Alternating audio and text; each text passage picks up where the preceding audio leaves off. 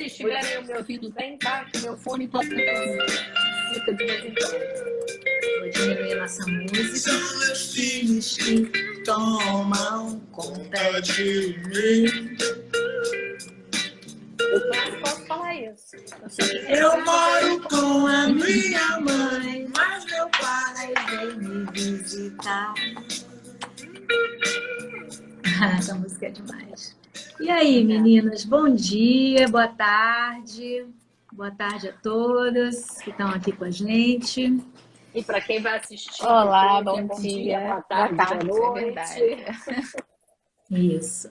Então, somos a Base Diálogos, um grupo, né, um quarteto formado por uma advogada, uma financeira e 2 psicólogas.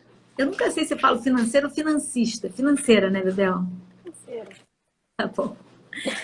E a gente está com esse projeto, temos lives semanais, sempre à 13h, toda quinta-feira, para discutir temas que falem da nossa humanidade, dos desafios dos relacionamentos e da importância do diálogo como o canal primordial para a gente lidar com essas situações, lidar com o desafio, né, da vida, né, de coexistir, de viver, de se relacionar, sempre da melhor maneira possível. Bom, a gente hoje... Ih, a Bebel caiu. E Mônica já vai entrar.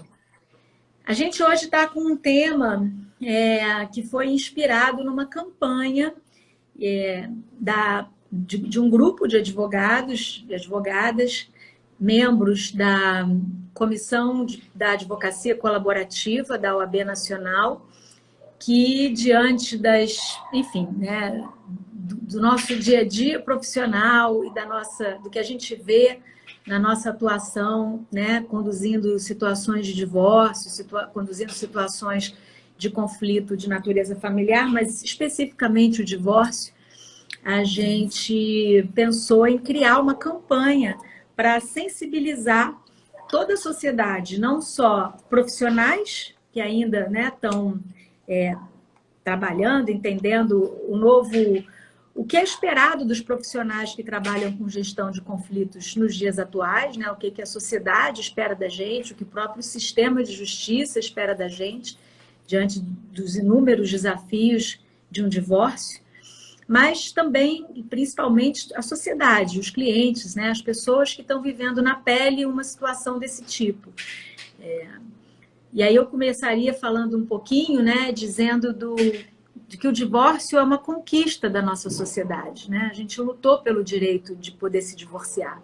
Se a gente pensar que até 77 o divórcio não era possível no Brasil, e que foi uma conquista que a sociedade civil lutou muito para isso, e então a gente agora precisa aprender a se divorciar de maneira responsável e cuidadosa e íntegra, né? Sem que respeitosa, sem que isso signifique a destruição de laços, a destruição da saúde emocional, psíquica, física, né? E a saúde financeira, tantos aspectos aí que um divórcio mal conduzido pode comprometer, às vezes por gerações. Então, a gente de 77 para cá, o divórcio ele era, né, evitado, existiam vários entraves para que ele fosse decretado. Antigamente só podia se divorciar uma única vez, primeiro tinha que esperar 5 anos, e por aí vai, né? Ao longo desses 44 anos foram muitos avanços, né? Muitas conquistas. E hoje o divórcio para o direito está muito simplificado, né? Não tem mais que esperar 2 anos, como tinha até bem pouco tempo. E a gente vem, então, sentindo a necessidade de difundir essa ideia... Ah, a Mônica chegou. De difundir essa ideia de conduzir. O que é conduzir? O que é um divórcio com respeito? Isso é uma Mônica está chegando. Bem-vinda, Mônica. Olá, meninas. Desculpa o Olá. atraso. Boa tarde. Oi, Paty. Oi, Olivia. Oi. Eu acho que sim, Bebel. Acho que é uma pergunta, né? Como é que vocês se sentem quando vocês ouviram essa ideia desse movimento? Eu acho que, assim, Quando eu ouvi a primeira vez, a gente já vem trabalhando com práticas colaborativas há muito tempo, né? Então tem a ver com o nosso trabalho multidisciplinar, Tua voz está cuidadoso. um pouco baixinha, Bebel. Não sei se é É, só para mim ou para todo mundo. Oi, não, oi. tá. Melhorou. Se você puder melhorar Melhorou? um pouquinho. Melhorou? Ok. Melhorou. É o fone, é o fone. Melhorou bastante. E, assim, eu acho que divórcio com respeito é a gente conseguir respeitar as escolhas passadas de alguma maneira, as nossas próprias escolhas passadas e cuidar para que as coisas não fiquem por gerações, como você até comentou. Eu acho muito interessante e é tão verdadeiro isso, né? As consequências de um divórcio mal cuidado, ele pode ficar por gerações, né? E se tornar até um modus operandi das famílias. Então, eu acho que é isso. Quer dizer, quando eu pensei em divórcio com respeito, foi a primeira coisa que eu pensei foi respeito até a nós mesmos, as nossas escolhas passadas, a quem a gente escolheu estar com a gente durante algum tempo da vida, aos nossos filhos, aos nossos familiares envolvidos, a todo mundo que está à volta, inclusive até a sociedade, porque a gente acaba criando pessoas melhores, que sabem dialogar, que sabem conviver com as dificuldades, resolver seus conflitos, e são pessoas que vão conviver melhor em sociedade, vão conseguir ter exemplo até dentro de casa de como é que você se resolve um conflito com respeito. O que eu pensei, eu fiquei pensando, né? Gente, que loucura, né? A gente precisa fazer uma campanha para as pessoas lidarem uma com as outras, claro que no foco do divórcio, mas essa palavra é uma palavra que é tão importante. Eu fiquei pensando, o que é respeito? Como é que a gente tem respeito? Como é que a gente faz um divórcio com respeito? Bom, eu, do lado que eu entendo, né, falando mais daqui, desse lado que eu falo muito do indivíduo, né, da individualização, da sua parcela de responsabilidade, eu acho que o mais importante, ou não é o mais importante, o importante é você conseguir separar a razão da emoção, né? Porque emocionalmente não adianta, vai ter alguém que vai estar com mais raiva, alguém que vai estar mais magoado, ninguém vai estar no mesmo lugar emocionalmente. E entender que dependendo de que ação você vai tomar diante daquela emoção, aquilo vão ter consequências muito graves, né? E eu acho, e aí isso é do desrespeito, e que marcas tão profundas que ficam, né? Porque quando a gente está falando de um divórcio, é aquilo que a Bebel falou, né? Gerações para gerações. Não é, comprei um apartamento, agora eu resolvi vender e, enfim, para aquela geração, aquele apartamento não faz mais, não vai influenciar, né? Um divórcio vai influenciar a geração atual, a seguinte. Então, ter muito cuidado. E aí eu vou bater na tecla do autoconhecimento, de você se conhecer para entender, putz, quando eu tô com raiva, eu ajo mais agressivo, eu acabo fazendo coisas que depois eu me arrependo. Deixa eu esperar essa poeira baixar, deixa eu olhar para mim, para dentro, para poder fazer com mais respeito. Você tem uma frase, Patrícia, não é? Não faça nada. É uma frase que eu amo. Nunca tome uma decisão definitiva num estado emocional temporário. Isso é maravilhoso, porque é o que a gente fala, né? O divórcio é uma das experiências mais duras da vida adulta. E a gente sabe, né, a complexidade desse momento, a profundidade, o tamanho da dor. Até a Mireza comentou aqui. Só quem já se divorciou entende a necessidade de que seja com respeito, né? Só quem já passou por isso, né, na visão dela, entende a necessidade dessa campanha, porque é esse momento de exceção, né? Esse momento de baixa que você fala, Patrícia, nessa sua frase, que é o momento em que você está na sua pior versão, tendo que tomar decisões que essa lucidez, né, de conseguir separar o que são as questões objetivas do que são as questões subjetivas, decisões que cuidem de mim hoje, mas que apontem para um futuro. Eu preciso pensar em mim, mas preciso pensar nos meus filhos, mas está doendo pra caramba, eu não consigo raciocinar. É difícil, né? Não consegue nem ver, né? Pois é. Consegue raciocinar, não consegue ver o que está fazendo de verdade. É um momento em que as perdas estão, né, em luzes piscantes e ali faltando o momento. Você não consegue nem ainda exatamente ver um futuro, ver as possibilidades, ver o que está adiante, perceber até os ganhos, né? Então, assim, é realmente um momento de extrema complexidade. E eu acho que tomar consciência disso é o que a gente precisa começar a fazer para entender como administrar essa situação de transição de um estado para o outro da melhor maneira possível. E isso envolve essa ideia de respeito, né?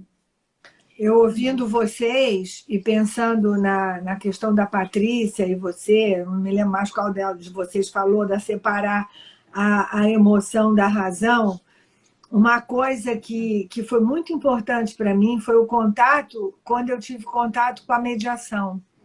Eu não tinha clareza de como a gente pode aprender formas de comunicação, habilidades de comunicação que fazem muita diferença na forma. A gente sabe que a gente fala com o outro, a gente sabe da nossa razão, o quanto que é importante, a gente conhece nossos sentimentos e tenta controlar, mas assim, as habilidades de comunicação, você, por exemplo, só para pegar uma aqui, você ter escuta, não é só escutar o que o outro está falando, é você estar ligada na fala do outro para tentar entender de que lugar ele está falando, por que ele está falando daquela forma, o que ele está sentindo. Eu não preciso concordar com ele, mas eu preciso ouvir o que ele está dizendo, escutando o que está por trás daquela forma toda. Então, eu acho que as habilidades de diálogo trazem uma contribuição fundamental para que haja esse respeito. Eu hoje estava atendendo um casal e assim me chamou a atenção, eles tiveram uma crise bastante difícil e saíram da crise. A gente está quase que fechando o processo. E eu disse, uma coisa que me chamou a atenção é como vocês são cuidadosos na forma como um reclamava do outro. Reclamava, tinham muitos ressentimentos, tinha muita dor, mas em nenhum momento eles perderam o respeito. E eles tinham uma fala aguçada no sentido de ouvir e não sair atropelando. Em geral, a gente ouve já pensando no que vai rebater e não está nem escutando direito. Então, pensei em várias, mas vamos aos pouquinhos aqui. Uma outra que eu pensei aqui, que eu acho que faz uma tremenda diferença, é falar eu, né? O como eu estou me sentindo e não o que você está fazendo. Faz uma diferença enorme, porque a gente fala das nossas necessidades que precisam ser atendidas, mas a gente não está acusando o outro, nem já dando para o outro como é que ele vai atender. Eu acho que é uma conversa, exatamente, né? Perfeito. Vocês duas falaram, comunicação não violenta na veia isso, né? Mas a comunicação não violenta, Patrícia, é um ingrediente fundamental na mediação. A mediação e a comunicação não violenta, elas estão de braço dado e perna amarrada, assim, elas caminham juntas. Podiam ensinar isso no colégio, né? Sem dúvida. Sem dúvida. Mas vamos lá, assim, pensando até no comentário que veio aqui, a Carolina perguntou, existe um primeiro passo para conduzir uma experiência de divórcio com respeito? Mônica falou disso, né, da importância da escuta, do diálogo cuidadoso, escutar não para concordar, mas ser capaz de visitar o lugar do outro, de fazer mudar um pouco as peças de lugar e tentar ver as coisas, né, pela perspectiva do outro para entender esse lugar, né? Bebel falou da questão de também por meio da linguagem trazer para si como eu me sinto, né? Não precisa acusar o outro, mas trazer para você, para como aquilo repercutiu em você, né? Eu diria que, né, Carolina e pessoal, eu acho que uma maneira é a gente se perguntar assim, se eu estou me separando de uma pessoa, não quero mais, ou ele não quer mais a relação comigo, eu entender que existe uma dor, um luto, um desamparo, assim, dores lancinantes, assim, não estou de forma alguma minimizando a dor, né? A dor ela é real e ela precisa ser vivida, né? E de maneira protegida, com a ajuda de profissionais de saúde, para a gente se cuidar, porque é real, não é né, não é um exagero, é real.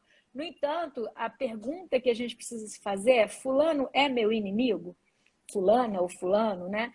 Então, eu diria que também, junto com o que a Mônica e a Bebel disseram, olhar para a situação do divórcio, olhar para a situação do conflito, por mais duro que ele seja, não como uma guerra, não como uma batalha a ser travada, né? Mas como uma situação que precisa ser resolvida, né?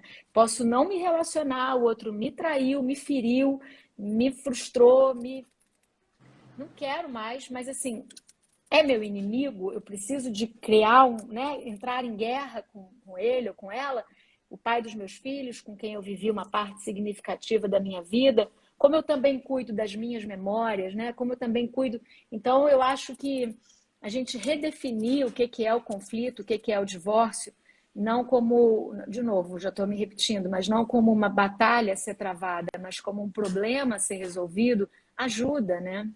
Acho que ajuda também. Eu acho, eu concordo com o que vocês três falaram e eu acrescento, né, que um primeiro passo, né, para você conduzir essa experiência, primeiro, você buscar informação com quem já entende, nos locais que falam sobre isso, não ficar sozinho, não sofrer, ficar sofrendo sozinho essa experiência, porque realmente eu acho que só quem passa ou que já teve alguém na família muito próximo passando tem noção do estrago que pode ser emocional, financeiro, né, na vida familiar. Então, eu acho que o primeiro passo é buscar ajuda, aonde quer que seja, com profissionais, na internet, em locais especializados no assunto. E aí, né, no meu assunto, eu vou voltar para aquela frase, esperar o momento de explosão passar, né, o seu lado sombrio, e se demorar muito para passar, buscar ajuda para ajudar esse momento passar, porque cada um vai ter o seu tempo, né? Tem gente que pode demorar 5 meses, tem gente que pode demorar 2 anos, ou vida toda. 5 anos. Então, eu acho que, respondendo a Carolina, eu acho que o primeiro passo busque ajuda aonde quer que seja, nos lugares especializados sobre o assunto, pessoas e profissionais. Queria, antes de abrir para você, Mônica, rapidinho, a Renata comentou, e os advogados, que muitas vezes são os primeiros a receber as pessoas, precisam estar ligados nisso, nessas habilidades de comunicação. Então, só para fazer um gancho com essa fala da Patrícia, né, procure ajuda, procure se educar sobre o processo, procure, né, os profissionais, as pessoas que vão te amparar nesse processo. E o advogado também é uma figura que você tem estilos, né, de advocacia e de propostas de condução de um divórcio. Então, conheçam as formas de conduzir uma situação de divórcio, né? Muito pouca gente sabe. Existem hoje os processos de negociação de um divórcio, pode ser por uma mediação, pode ser por uma abordagem colaborativa, o divórcio colaborativo, o divórcio pode ser pela via judicial, litigiosa. Então, a gente entender que a gente tem maneiras diferentes de encaminhar essa situação é fundamental. Então, a escolha do profissional e o pedido de ajuda que a Patrícia está falando, ela é fundamental, né, para te tirar desse lugar, né, desse momento tão inóspito que é, né, quando a gente, enfim, tá vivendo esse processo. Eu ainda estou um pouco com a pergunta da Carolina também, e uma questão que me veio junto com essa questão do respeito, o divórcio é uma dor, é um luto, como a gente está falando aqui. E veio uma imagem para mim, uma coisa meio mística, meio religiosa, do luto. O luto, a palavra luto me evocou morte, perda, e veio uma coisa de uma coisa sagrada. É um momento, o primeiro momento é um momento de muita dor. A dor tem uma coisa do sagrado, do cuidado. Né? Veio uma imagem minha, quando eu era criança, tinha uma capela na escola, não pela coisa religiosa, mas pela coisa do espaço onde eu sentia uma paz, um cuidado. Essa palavra cuidado, que eu acho que a Bebel usou, o cuidado, o respeito, entender que é uma coisa de luto, do sagrado, da dor. Então, eu acho que ter esse olhar cuidadoso e respeitoso, seja pela forma como vai informar o outro, seja pela busca que vai fazer. E o ponto fraco é que a gente é muito tentado a entrar na raiva, no ressentimento. E o ressentimento é o oposto disso. É o oposto disso. E o que vai trazer recursos de você poder ter esse respeito, esse olhar de perda e de sagrado para esse momento, é você se auto-implicar. É você entender que, assim, qualquer que seja a circunstância, é um processo de duas pessoas, não é um processo de uma pessoa só. De alguma maneira, a corresponsabilidade do processo é uma outra percepção que tem que ser trazida. Mas eu te ouvi falar e pensei, por que a gente se sente tão tentado aí você usou, agora não lembro a palavra que você usou, a reagir, por que é tentador? Ressentir. Por que é tentador isso nesse momento? Eu costumo dizer que a raiva é quente, a tristeza é fria. A tristeza é gelada. A raiva faz com que a gente saia da gente, coloque no outro, não entre em contato. Entrar em contato é doído, é doído. Então, e a nossa cultura, a gente tem um kit aturdimento na vida. Tanto que, por que a pandemia trouxe tanta questão? A questão vem da introspecção, né? Da gente estar com a gente mesmo. Isso, às vezes, é difícil. Por isso. Então, na raiva, você está na luta, você está brigando, você tem motivo, o outro, né? Eu costumo dizer, né, complementando vocês duas, que a raiva, ela traz coragem, ela deixa você corajoso, né? Uma coragem que você não tem quando você está... quando você está corajoso, aí você tem coragem de mandar para aquele lugar, falar, então eu vou tirar isso, aí você tira, aí depois que a raiva passa, por isso que eu falo da questão, nunca tome, né, algumas decisões, tanto que tem crimes passionais, né? Eu vou discordar, Patrícia. Eu acho que isso não é coragem, isso é impulsividade, isso é reatividade. Coragem é você matar a bola no peito, consertar, botar no chão e chutar. Mas não, eu entendo. Chutar assim de cabeça não é coragem. É coragem de fazer coisas que você não gostaria, né? Sei lá, é coragem agir com o coração, né? E sei lá, o seu coração tá machucado, tá doído, aí você quer machucar o outro, né? Coragem de machucar o outro. Uma certa energia para ação. Uma certa energia para ação. Gostei desse coragem de machucar o outro, porque, gente, é duro machucar o outro também, né? Eu só estou achando que vocês estão usando a palavra equivocadamente. Para mim, isso não é coragem. Tá bom. Eu concordo com a Mônica. Eu concordo com a Mônica, porque, assim, na verdade é isso. Agir com o coração, bom, vamos entender. Eu acho que enfim, essa coisa da reatividade, de você estar corajoso, porque você está, na verdade, se sentindo potente, né? Você está querendo sentir essa chama, essa coisa que é quente, que a Mônica fala. Naquele filme, o Divertidamente, a raiva é aquele bonequinho que solta fogo pela cabeça, né? Então, né? Será que isso é agir com o coração? Na verdade, isso é uma reação química, sei lá, né? de defesa, né? De querer não cair naquele lugar que é tão assustador, que a Mônica falou também, do frio, do contato comigo mesmo, do vazio, né? Não está vindo a palavra, que você cair num abismo, né, do desamparo, que eu acho que é muito próprio desse momento, acho que, né, o desamparo, a sensação de desamparo, né? Mas então, Não, só para que o que a gente está propondo com o movimento divórcio com respeito, né, é justamente, e aí a gente faz brincadeiras com a palavra, né, é voltar e trazer para o peito, né, para o coração, o que é um processo de desfazimento, de desvencilhamento, de ruptura, mas que a gente não atribui a esse momento uma aura, um espírito amoroso. E ele precisa de ser amoroso. É aí que a gente tem que ir, que eu acho que está a grande mudança de cultura, que é a gente entender que, como a gente faz pactos, e esses pactos, né, o elan é o amor, é o que atrai, né, na hora de desfazer é mais difícil, mas eles fazem parte desse mesmo processo. Então, trazer também aquilo que nos uniu, mas também é um ato de amor, especialmente se a gente tem filhos, se a gente tem uma família, né, e um futuro e uma história para ser preservada, né?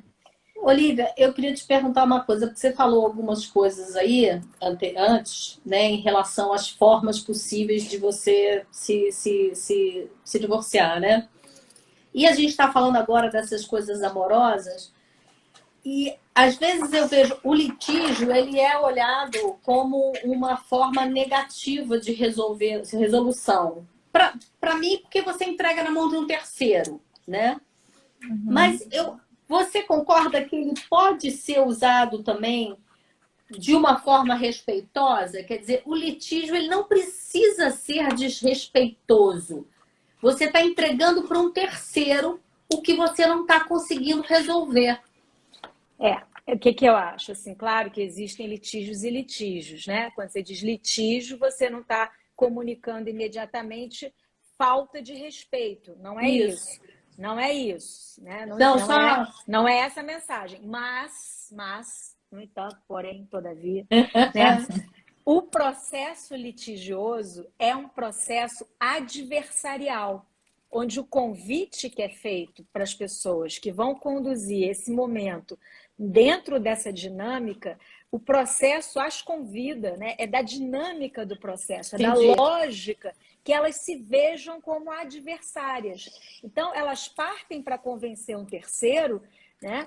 Elas não tentam conversar entre si, convencer um ao outro, aquilo que Mônica falou no início, deixa eu ouvir, deixa eu te ouvir, deixa eu visitar o seu lugar. Não, elas estão construindo uma narrativa para convencer uma terceira pessoa. E a dinâmica do processo é adversarial, autor e réu, né?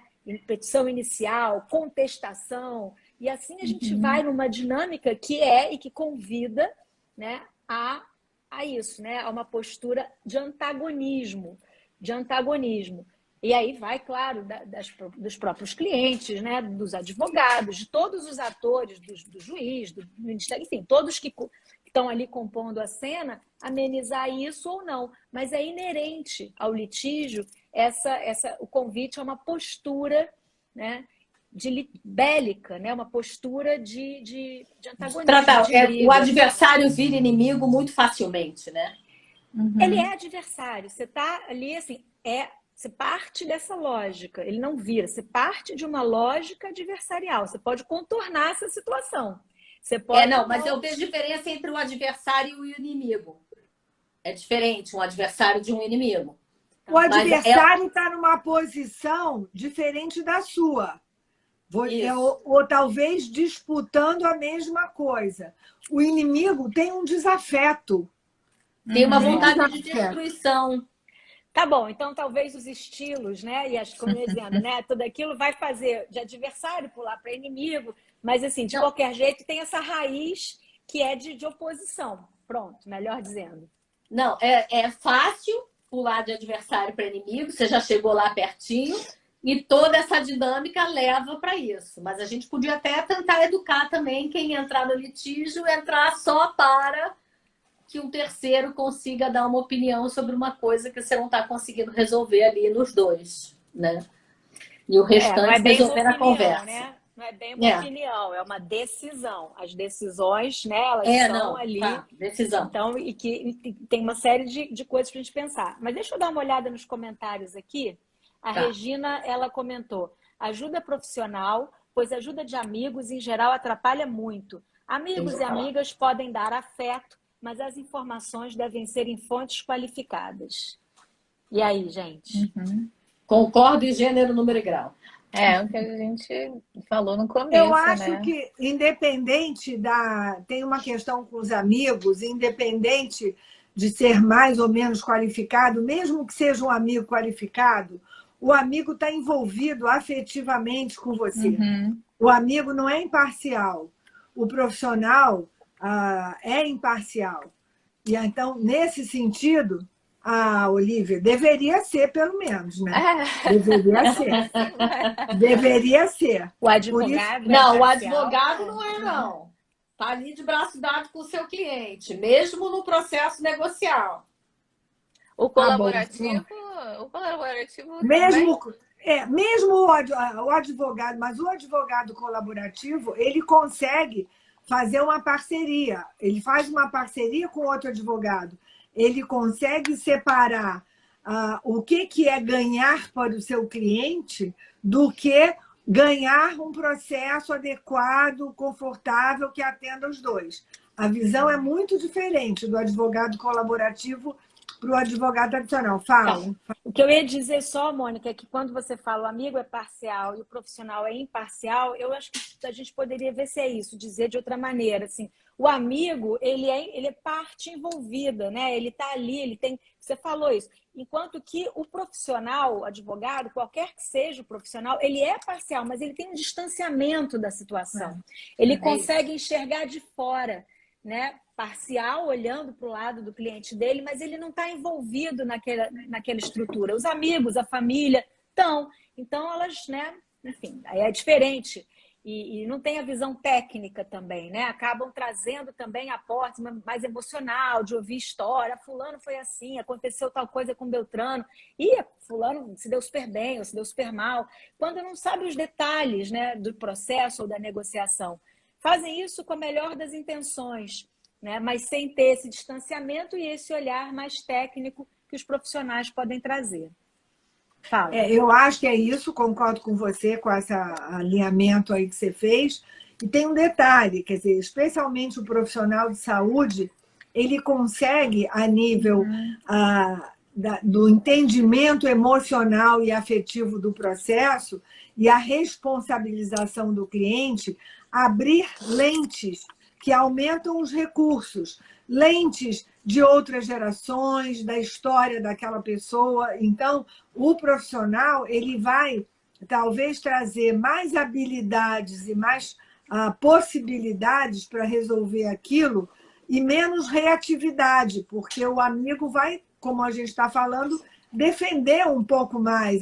Poxa vida, me dá raiva, né? A gente sente raiva de quando alguém se separa de um filho nosso, de um irmão nosso, de um amigo nosso, a gente sente raiva. Poxa, ainda mais se a decisão foi do outro. A gente tem sentimentos... Isso, a gente ama aquela pessoa, a gente não quer ver ela sofrendo.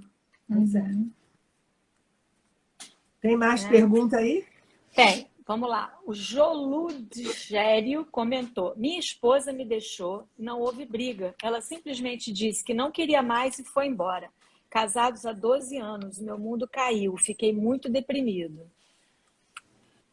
Olha difícil. Só. Não, eu me lembrei até de um cliente que a gente estava conversando ontem, né? E ele também teve uma situação muito parecida. A mulher, num belo dia, chegou e disse: não quero mais, e eu quero me separar. E ele ficou muito mal. E ele agora está revendo, inclusive conversando com a família, e foi buscar um processo terapêutico para entender. E uma coisa que eu acho que é muito interessante é no que ele começa a ver a participação dele nessa ser deixado, ele começa também a ficar mais potente, porque ele diz assim: estava ruim para mim em algumas coisas, não estava bom também para mim. Eu não fui deixado, eu fui deixando também essa relação de alguma maneira. Então, eu acho que a grande motivação e que o divórcio com respeito, voltando ao nosso tema, propicia, é que as pessoas se autoimpliquem naquele processo, né? Não se sintam deixados, mas consigam redefinir essa situação no sentido assim: meu casamento acabou. alguma coisa eu deixei de fazer ou fiz que foi responsável. Não tudo, é uma circunstância. Esse é um ponto. E o outro ponto, aí eu vou dar uma voltinha um pouco maior. Hoje em dia as pessoas vivem muito mais, os casamentos passam por muito mais turbulências. Etapas Então, da vida, né? na hora que termina aquela relação, não quer dizer que o que você viveu está invalidado. Você viveu um casamento, você teve filhos ou não, você se divertiu, você amou, você foi amado e acabou. A vida, ela não é para sempre. Então, eu acho que isso também é um ponto para você começar a se fortalecer e tirar proveito positivos no sentido de o que eu estou ganhando também com essa situação, né? As crises trazem crescimento. As crises ajudam a gente a rever nossas posições. Então, sair desse lugar de ser abandonado e se ver um pouco como protagonista desse processo vai tirar ele desse lugar de estar tão sofrido.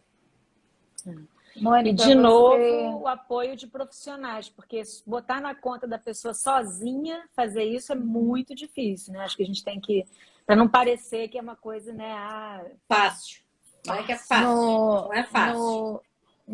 Desculpa, só complementando, Patrícia, só um minutinho. Não é fácil, mas assim... claro que podendo buscar o profissional é importante, mas tem várias formas de você entender isso, aprender isso, ler sobre isso, né? E crescer. Tem pessoas que não precisam tanto desse apoio, conseguem achar dentro delas. Na sua religião e tantos recursos. Não sei. Fala, Paty. Você, no post hoje da nossa live, tem um texto seu, né? Que você escreveu, eu achei tão lindo. Eu fiquei comovida, achei muito bonito. E você fala, né, dessas coisas, e você fala da questão que o divórcio é um lugar de delicadeza, né? Do que é delicado. E essa campanha, né, da OAB do divórcio com respeito que vocês... A Olivia, principalmente, está mais inteirada do que eu, mas eu acho que eu ouvi, Olivia, me corrija se eu estiver errada, que você falou que é um movimento querendo até que emplaque, tipo Outubro Rosa, né? Um Setembro Amarelo. Setembro Amarelo é a questão do suicídio, e que são temas que não são muito falados. E que permeiam, né, o inconsciente coletivo, eu acho que de todo mundo, de todas as famílias e de alguém, e colocar realmente o divórcio com respeito, se conseguir fazer com algum mês tenha esse olhar. Nossa, eu estou achando isso maravilhoso, porque é um momento realmente, né, como a Mônica falou, delicado.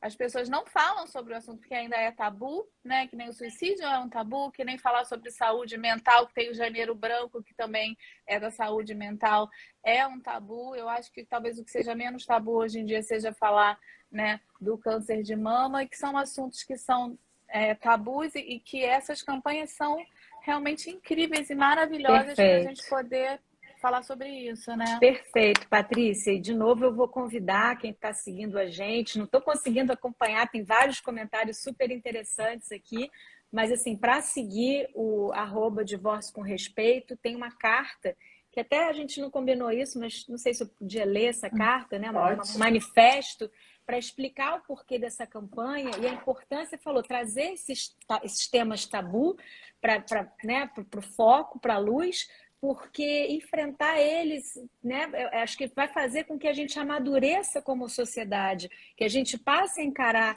esses temas, suicídios, né, doenças, mortes, divórcios e outros, né, que a gente tem, como temas que vão fazer a gente se apropriar da nossa condição humana, né, que vive finitudes, que vive processos de adoecimento, que vive conflitos e que precisa encontrar uma maneira melhor, mais cuidadosa, mais, como a gente tem falado, saudável, enfim, de lidar com elas, né? Porque elas são parte, a gente não tem como evitar. E eu acho que é muito importante, só para concluir isso, Bebel, que é assim, como que o que acontece no âmbito da família, o que acontece, né, entre ali as quatro paredes da casa, né, da vida privada, pensar sobre a repercussão disso para toda a sociedade. A Bebel falou isso mais cedo, né? Quer dizer, crianças e adolescentes que assistem os seus pais negociando diferenças, né? Conseguindo, apesar da dor, combinar, compatibilizar essas diferenças, elas têm um aprendizado, elas saem para a vida, elas vão para a vida adulta com outra formação, né? Com essas habilidades aí que a gente fala tanto, socioemocionais, com outro entendimento, né? De como se colocar, são os futuros, né? Os líderes, as pessoas que tomam decisão no país, em empresas, em organizações. Então, assim, é muito importante a gente entender a relevância social, né? Disso que parece tão local, tão, né? Mas que tem esse efeito catalisador para toda a sociedade.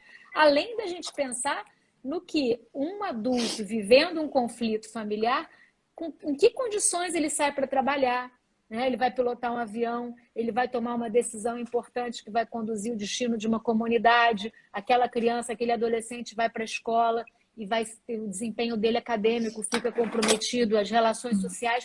Então, olha como a coisa ela tem esse boom, né? Ele extrapola muito, né, os limites da vida privada das famílias, né? Fala, Bebel. Não, você até falou boa parte do que eu estava pensando, só vou botar em outra palavra um pedacinho, em outras palavras um pedacinho, porque eu lembrei da minha avó. Porque é como você tem que aprender a lidar com a dor, né? O diálogo é uma das formas. Você conseguir dialogar quer dizer que você está conseguindo, de alguma maneira, também lidar com a tua dor, ou ouvir a tua dor, se conectar com a sua dor. Então, é uma coisa um pouco de nem adormecer a dor e passar batido, e aí é que eu lembrei da minha avó, nem chafurdar na dor, né? Aquela coisa de ficar lá na dor. Então, tem um meio do caminho ali, que é onde a gente está buscando essa fortaleza, e aí é que entra a coragem de olhar esse meio do caminho, porque é duro, porque ou você vai chafurdar na dor e se vitimiza, ou você chega e ignora a dor, né? E se amortece de alguma forma, né? Se tem outra palavra parecida. Exatamente. Claro. E eu acho, isso que a Bebel está trazendo, que me entusiasma em relação à nossa proposta, que é o que a gente está fazendo aqui. A gente está, né, dialogando, a gente está se escutando, a gente está usando uma palavra da outra para ampliar seu conhecimento e trazer associações. Então, o quanto que isso é uma ferramenta, é um ingrediente fundamental nas relações. Se a gente consegue, a gente pode discordar, né? Teve uma hora que eu discordei aqui da Patrícia, a gente pode discordar, a gente pode pensar diferente, mas isso não interfere na nossa convivência, e se eu tiver uma curiosidade legítima para o que o outro está falando, uma escuta, eu vou me enriquecer, vou facilitar o entre e vou construir uma outra situação muito mais harmoniosa, confortável. Vou passar um exemplo, como você falou. Então, como é importante, né? Quando a gente fala o diálogo é a base de tudo, e base de diálogos, a gente está falando de uma questão que eu acho que é uma bandeira que a gente está levantando com muito entusiasmo, eu acho, porque é muito potente, é muito potente. Sim, muito. Concordo muito. Gente, tem tantos comentários legais, né? Tenta pescar aí, eu não estou conseguindo ver nenhum, eu estou igual você nos outros. Parou em alguém. Disse que ajudou muito o que a gente disse, viu? Que legal, que bom, essa é a ideia. Enfim, eu vou ler, se vocês puderem olhar os comentários, mas eu acho que foi. A Renata falou de costuma dizer aos clientes que conversem com quem quiserem, claro, né? Amigos, etc. Mas que silenciem e olhem para dentro, para fazer as suas próprias escolhas. A experiência das pessoas não é a sua experiência, é verdade, né? Quem está na sua pele, só quem está na... Né? Até a Ferrara. Os profissionais. A Ferrara, Renata Ferrara comentou isso. Eu posso ler, é um pouquinho longo, mas se vocês acham o quê? Posso ler a carta do Pode, Manifesto? deve, eu acho muito Tá. legal, muito Claro. importante até. Então, vamos lá. O Divórcio com Respeito é um movimento idealizado pela Comissão Especial da Advocacia Colaborativa da OAB, em parceria com o IBPC, Instituto Brasileiro de Práticas Colaborativas, como eu falei no início dessa live. O objetivo é conscientizar a sociedade brasileira da importância da gestão responsável e eficiente dos conflitos familiares. Divórcio com respeito protege os filhos, a saúde mental, os relacionamentos, o patrimônio e as boas memórias. Aí a carta aberta. Carta aberta à sociedade. E depois ainda seremos. E porque isso é tão real e verdadeiro como a dor que nos aperta ao final de um casamento, é preciso um fazer diferente. Um fazer responsável, atento e cuidadoso. O divórcio é um fenômeno com impacto social. Se mal gerido, pode resultar na ruína emocional e financeira de filhos, famílias inteiras, empresas e até mesmo instituições. Há um sem número de pesquisas, notícias e artigos a nos apontar o empobrecimento financeiro e emocional das pessoas que têm seu destino torcido por divórcios intermináveis, pautados no ódio e na litigância abusiva. Isso se agrava ainda mais quando somos apoiados por amigos, parentes ou profissionais que engrossam a coluna de ar, aquela responsável por verdadeiros divórcios tornados, que, ao girar de forma violenta e potencialmente perigosa, arrasam a tudo e a todos. Exatamente por isso, é chegado o tempo de nos afastarmos de uma visão patológica do divórcio. É preciso retemperar o nosso entendimento sobre essa que certamente representará apenas uma das muitas fases de nossa vida. Divórcio é transição, não é destruição, não é guerra. O dicionário nos dirá que respeito é palavra filha do latim, respectus, particípio passado de respiciere, que significa olhar outra vez, de novo, mais tecere, olhar. Algo que merece um segundo olhar e que, portanto, merece ser considerado. E isso tem tudo a ver com esse movimento que é também um convite ao respeito, a você, a seus filhos, a sua família extensa, avós, sogros, cunhados, aos seus amigos e amigas e, por que não, às suas memórias. Divórcio com respeito é um movimento idealizado, eu já falei, né? Isso, já falei tudo, tá bom? Que eu já tinha lido no começo e estava repetindo aqui no final, quem é que está puxando. Então, é um grupo de advogados, tanto da OAB, advogados de família, advogadas, quanto profissionais colaborativos do Instituto Brasileiro de Práticas Colaborativas. Essa carta está lá, aberta para quem quiser assinar. Está aqui na descrição da nossa live, @divórcio com respeito. Tá? E a gente está planejando criar que esse movimento ele se consolide, passe a ser um momento no ano de reflexão sobre tudo isso que está dito aqui na carta. E na semana do dia 6 de dezembro, esse grupo vai organizar uma série de eventos e de lives com informação útil, com informação importante para quem está vivendo um momento desse de separação. Vão ter algumas entrevistas, enfim. Acompanhem e vamos seguir esse movimento para mudar a cultura, né? A gente está falando de uma mudança de cultura. Sim. E eu acho, eu peguei várias coisas, mas acabei não anotando várias palavras, mas uma palavra que vem muito forte é que se você consegue fazer isso de uma forma que você preserve a história, você não destrói o passado, não inviabiliza o passado. Você, como eu costumo dizer, você não rasga o tecido e cada parte fica torta, porque você não conseguiu ver o fio. Você corta cuidadosamente e ficam duas partes inteiras, que podem se unir a outras partes, que podem construir outras questões e que continuam. Né? Outro dia alguém me falou, meus pais se separaram, os dois se recasaram. Eu tenho um irmão por parte de mãe, outro irmão por parte de pai, e eu tenho uma família que não é embolada, que cada um tem as suas diferenças, porque, na verdade, não quer dizer intimidade afetiva sem fronteiras, mas onde eu fico confortável de um lado e do outro. A vida continuou. Você mudou de fase, você mudou de etapa, mas você preserva seus afetos e seus valores.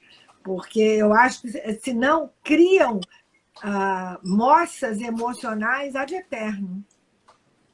Sim, verdade. Tá. Sim. Muito bonito essa figura aqui. A Sol diz também. 2 partes inteiras, amei. É. Né? É muito bonito isso. Mais alguém quer falar alguma coisa? Alguma pergunta? Algum comentário? Estou olhando aqui os comentários. Esse tema, né, é um tema muito, muito importante para nós 4, né? Quer dizer, e eu fico pensando assim, quem hoje em dia não viveu, ou pessoalmente, ou dos seus pais, ou de algum filho, ou de um irmão, um divórcio? Isso, quando eu era criança, era uma coisa raríssima de acontecer, ou quando acontecia era uma vergonha, né? Hoje, eu acho que tem esse lado mais compreendido do processo, mas ainda muito mal cuidado. Por isso que eu acho que essa campanha é tão importante. Embora as pessoas não fiquem casadas de qualquer maneira e tenham mais energia para conseguir essa separação, o processo ainda, na minha experiência como profissional, ainda deixa muito rastro de destruição, de cicatrizes dolorosas. Então, acho essa campanha fundamental e acho que a gente tem que cuidar um pouco mesmo de que isso tenha um outro rumo, né? Porque a gente faz... Fala você. Posso falar? Falando nisso, desse rastro, né? Eu tenho um paciente que ele gostaria de separar, não sei se ele vai conseguir, mas é um desejo dele, ele vem tratando isso na terapia, a gente fazendo uma biografia emocional, né, familiar dele, da família de origem, ele chegou à conclusão que todas as separações que tiveram na família dele, de avó, de tio, de primo, de parente, os pais dele são casados, mas ele é aquele casal que é casado, mas dorme em quartos separados, não tem mais uma vida, mas continuaram casados pelos filhos, é o que ele fala. E que ele fala que todos esses divórcios são assustadores para ele, que traumatizou ele enormemente. E ele está num processo de terapia, porque ele não é, enfim, mais satisfeito dentro da relação dele, não está feliz, mas ele tem muito, muito medo do divórcio por conta do que isso pode causar para o filho dele. E isso foi falado, né? Ele mesmo chegou nessa conclusão. Eu não consigo, eu tenho muito medo por conta disso. Que ele foi vendo cada caso da família dele e não tinha um bom. Eu acho que isso, Paty, algumas coisas vieram à minha mente quando você estava falando isso. Uma delas é que eu acho que precisa muita coragem para se separar. Coragem de quebrar mitos, de quebrar dependências emocionais, não afetivas. Quando você fala isso, eu tenho medo de me separar, porque eu vou entrar num lugar onde pessoas da minha família passaram por ele e não foram bem-sucedidos. Que o modelo do meu pai e da minha mãe é de fazer de conta que estão casados, porque, na verdade, já estão separados, convivem juntos e mantêm as dependências emocionais, que é eu preciso do outro, mas eu não gosto mais. Eu preciso porque eu não quero, eu não consigo viver as minhas decisões e a minha individualidade, que é um processo muito difícil, não estou aqui julgando, não. Às vezes a gente se acomoda a situações. Para isso precisa ter coragem. Para mudança, eu acho que aí entra a coragem. Não uma coragem reativa e impulsiva, mas uma coragem reflexiva de dizer vou passar por um momento difícil, vou ficar sozinha, mas eu devo isso a mim. né? Eu devo isso aos meus filhos, eu devo isso às gerações que vão passar.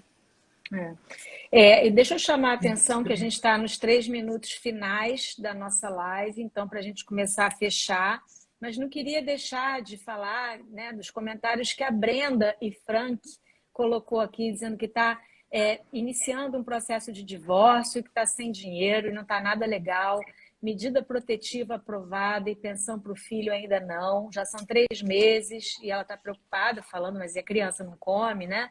Ainda terminou aqui dizendo que foi agredida por 16 anos, se culpa por não ter saído antes. Os filhos também foram agredidos, cada pessoa tem uma história. É verdade, acho que Brenda, né? Brenda e Frank.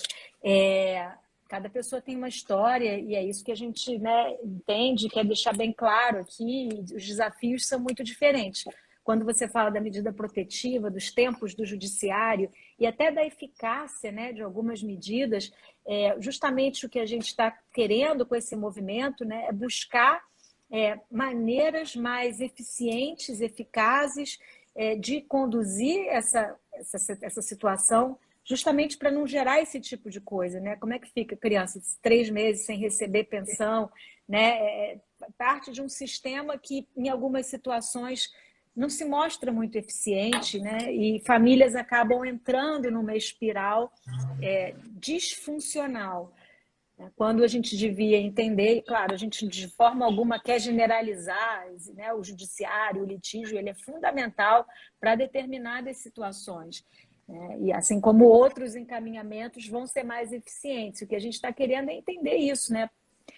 Por que a gente entra numa dinâmica destrutiva? É uma pergunta, né?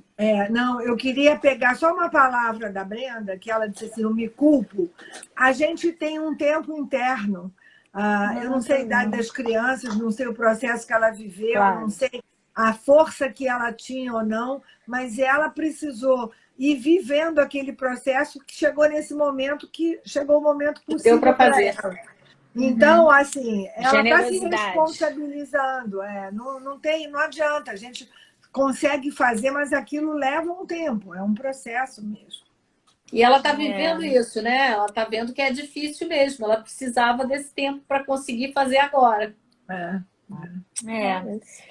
Gente, 2 horas, né, Brenda? A gente queria conversar mais com você e com todos aqui, responder e comentar todos os comentários, mas assim, o tempo voa e a gente deixa então mais uma vez o pedido para que vocês entrem e conheçam esse movimento, apoiem, comentem, critiquem. Estamos aqui nesse perfil para ouvir vocês, então mandem mensagem pelo direct e sugestões, perguntas, ideias, críticas, tudo isso, tá? A gente está aqui para trocar. O nosso exercício é do diálogo entre a gente e com vocês e, né, com tantas outras instâncias, tá bom?